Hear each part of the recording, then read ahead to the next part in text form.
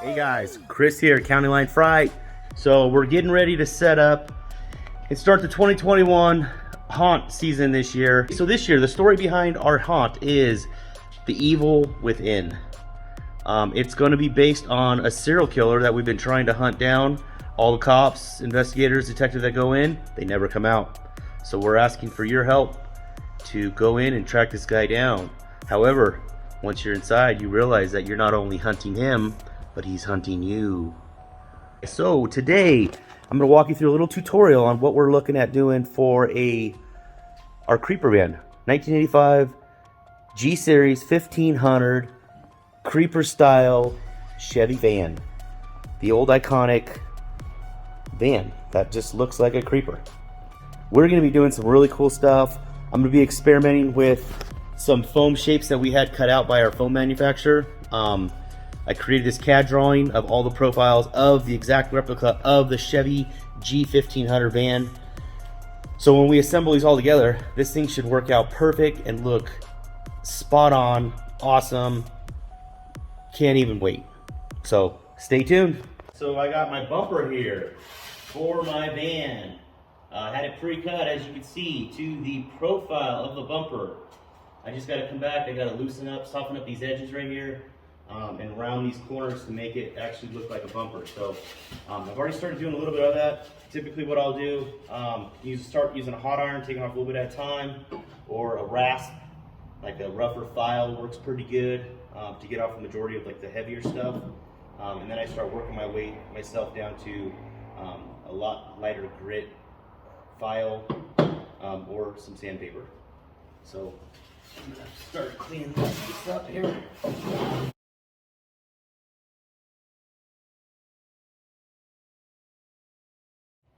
It's time-consuming work, guys, but you know what? If you do it right, you take your time and really put that extra detail in it, it's really going to show, and it really pays off. We got one side done. We'll probably come back once we finish the other side, template it up to where it goes, and just make sure that it matches and looks good. But as you can see, wrap that edge around. Looks really good.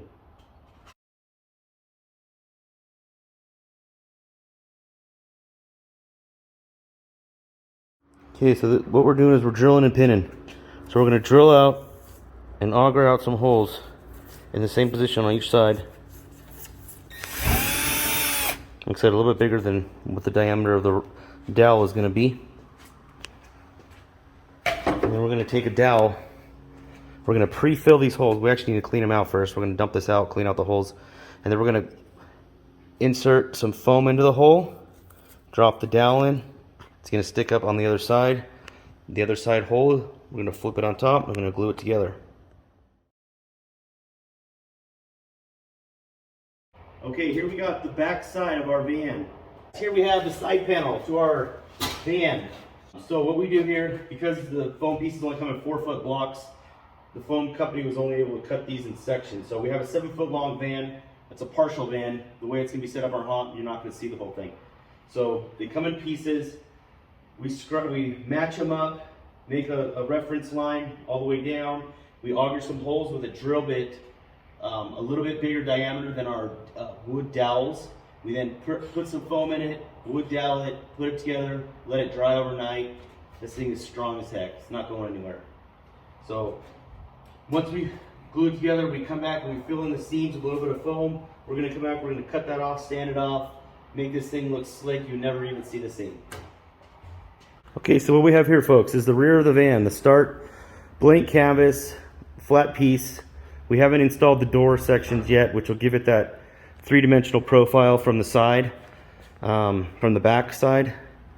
Now, the sides here, you can see, kind of goes together. Once these things are sanded off a little bit, we put our roof on it, and we actually raise this thing up to where the bottom of the van body would typically sit per specs, and cut out our wheel, throw the wheel in there. This thing's gonna look awesome. Here we have the other section of the side of the van, and standing up right here we have the roof.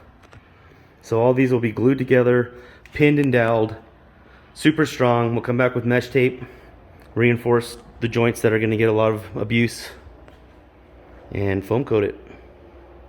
Okay guys, so this next step, we've already laminated the front portion of this back side of our van here. So that way we got our three-dimensional profile this way. So we glued it together, did some hot knifing, trimmed it up, got the big excess off. Now what we're going to start doing is we're going to lay out kind of our body lines. So we're going to be thinking about how these lights transition into this back here. So we're not taking away too much material, and it flows and looks like the real deal. So once we get the kind of the edges, I guess you call it, the actual nice curvature here of that back side established, then we'll kind of chalk out our windows, get those cut, get all these body lines massaged and polished in, and then we'll be ready for some foam coating. So we're going to take our normal heavy duty rasp here, just start getting all this.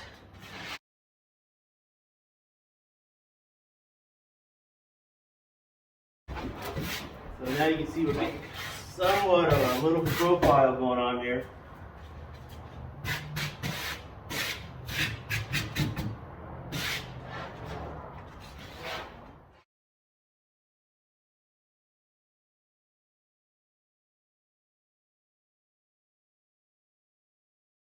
So today I'm going to work on a little bit of cutting out the windows, cutting out the tail lights, getting everything lined up as far as how the doors are going to look. So let me take you in and show you kind of what I've already done. Okay guys, so what I did this morning, if you guys can see, laid out where the lights were going to go.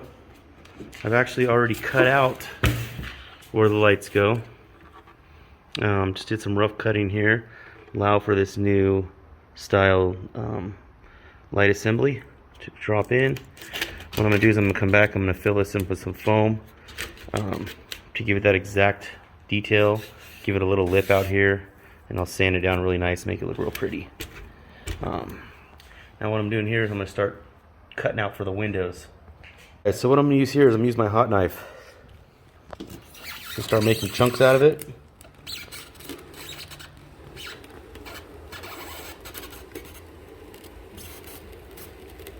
I don't want to go through all the way because then I'm losing some integrity of my structure. And this thing is going to be mounted to a frame and it's going to be moving, so we don't want to lose that integrity there. So today I'm going to go over, trim out the foam that I glued my lights into. So yesterday, after I carved out these holes for these lights here, I took a little plastic bag, like a produce bag, and I wrapped it around the light in an attempt to try to give it some type of protection, a film between the foam and the actual light so that I could easily pull it out.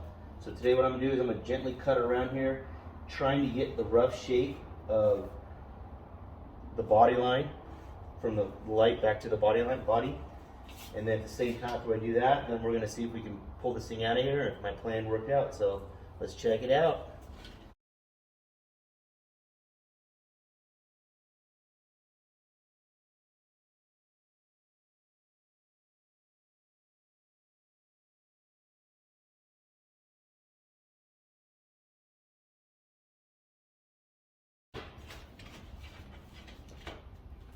Okay guys, looks like we got all that cut out there pretty decent. I'll come back and trim it up. Let's check it out and see if my idea worked. Oh, look at that. Look at that piece of cake. No kidding, that was the first try. Sweet. What a nice. Okay, cool. So what we'll do now is we have these openings for the lights. I'm going to mark out. Actually, you can see some dimples here. Let me show you. First try, guys. I cannot believe that. Thing came out like a champ. So what I'm going to do next is there's little indentations here that are from these back light cutouts that are the stock tail light. And we're going to drill all the way through the foam, run our low voltage lighting to an LED light, make this thing look like a legitimate van.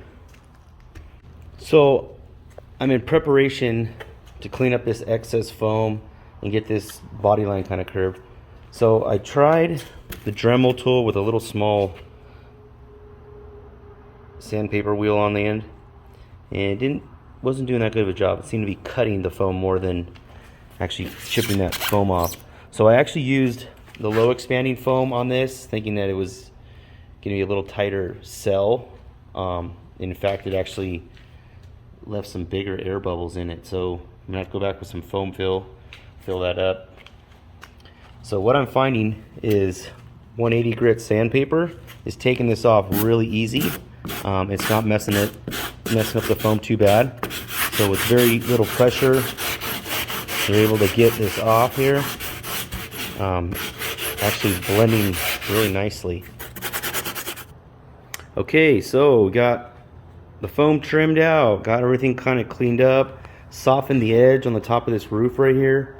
Still got to go back and hit it with some sandpaper, but I think what I'm going to do right now is put this thing roughly together so we can kind of get an idea of if there's any body line changes we need to do.